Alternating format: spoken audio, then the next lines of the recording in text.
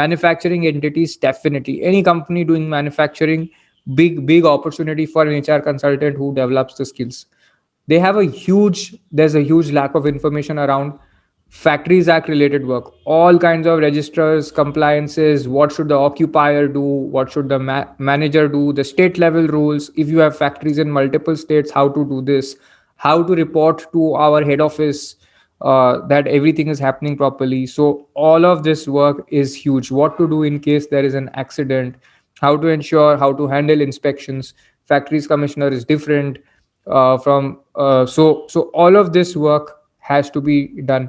Then contract labor related aspects, how do you deal with different contract labor suppliers, violence with contract labor, any hooliganism, any non performance by contract labor. All of these are very important, and contract labor act has more than 25 or so forms that need to be filed. Okay, so how do you retain those, how do you file those, how do you comply? So just the compliance angle, having proper manageable systems for one workplace is very high. If you just add factories act plus contract labor, and if the organization has many offices, it's even bigger. Standing orders act has basically, if you have a factory, you're doing manufacturing work, you're likely to have, and you have 50 people or more. In some states it's 100, in some states it's 50.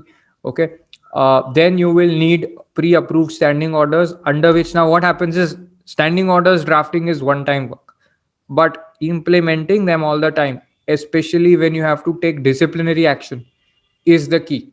Because these orders will say that you can suspend the person for this long, you can pay them subsistence wage, if the inquiry goes on for longer, then this is what is to be done. Okay, lot of other things are written in the standing orders. Code of conduct equivalent, you can say, is standing orders which prescribes the terms of working and all the misconducts.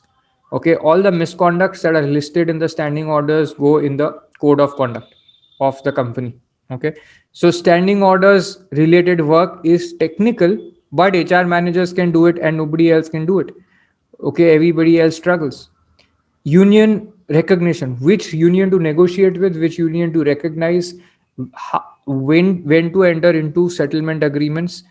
Is it better to have a short agreement or a long agreement? Is it better to have an agreement just with one union, or should we do this before the commissioner and have it tripartite? All these questions are strategic.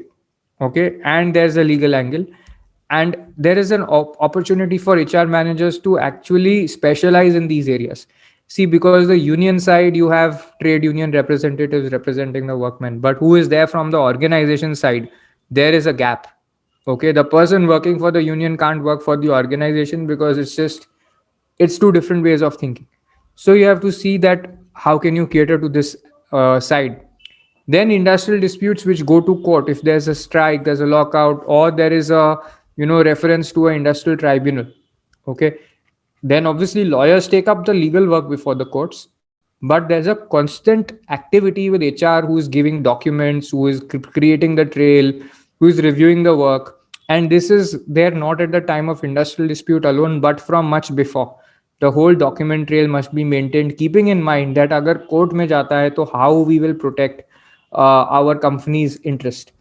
Okay, and industrial disputes may, then there can be a matter before the tribunal, there can be a matter before the labor court, or there could be a matter going to the high court also. So ye pura you will have to understand that at which stages, where should it go, how to deal with this.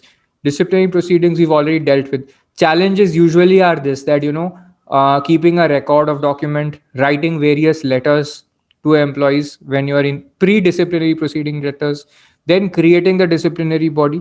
Okay, the disciplinary authority, inquiry authority. Okay, then administering the whole proceedings, drafting various notices, conducting the inquiry, conducting the hearing, making the findings, imposing the punishment. Okay, all of this requires a lot of skill. Okay, so this part is very important to do properly. And this is what, so even if organizations have internal resources, they will consult an external consultant for second opinion always. General legal work is there. Okay, then responses to various kinds of labor authorities will keep coming for any manufacturing entity under Factories Act, PF related laws, contract labor. You will keep happening.